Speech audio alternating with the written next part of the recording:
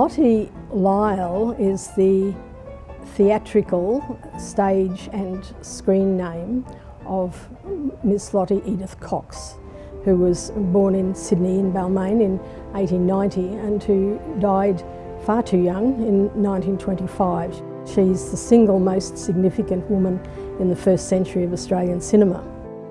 Lottie Lyell was indeed Australia's first major film star because she was so well known, the films were so popular, they were very good box office, but in addition to that they were critically acclaimed.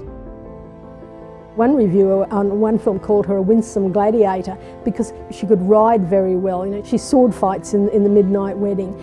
She's got this enormous capacity to be creative in terms of thinking about being a genteel, well-mannered, seduced virgin to being the very strong-willed Doreen in The Sentimental Bloke who reforms Bill the Bloke. And then along the way she's got a succession of, she's played a wronged wife, she's played a girl of the bush who can ride and rescue the trussed up trooper in the lagoon. She's got this enormous capacity to recreate herself for whatever the role is that she's playing. Lottie's presence on screen is quite compulsive. You can't stop looking at her when you're watching her act on screen. Her eyes are certainly compelling. The eyes are really quite fascinating. The Longford-Lyell partnership is considered to have been one of the major partnerships in the history of Australian cinema. They made possibly anything up to 28 films together, and Lottie starred in at least 18 of them. Longford is often recognised as the director and Lottie as the actor in quite a lot of the credits of the films.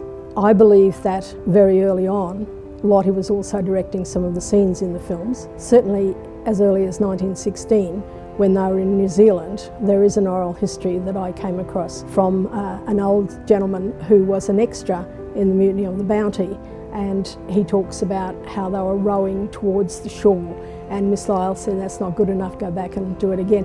And I think that Longford's name as a director is there because it's also part and parcel of almost not so much a social convention of the day, but an accepted belief that he's directing, she's acting, he's behind the camera, she's in front. But in reality, Lottie's entire career was a mixture of being in front of the camera as the actor and being behind the camera as co-director, co-scriptwriter, co-producer. The success of them together has kind of endured over the decades to the point that you have a Longford-Lyell Award for Lifetime Achievement today from the equivalent of the Australian Film Institute.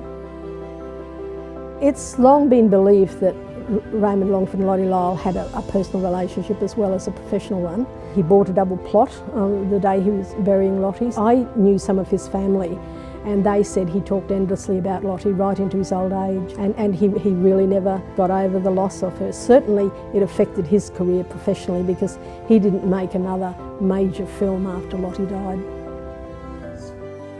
It's extremely sad, but it's a fantastic story in itself. And in addition to that, of course, it's a rich story that's given us really an enduring legacy because they truly are the great partnership of the early years of Australian cinema.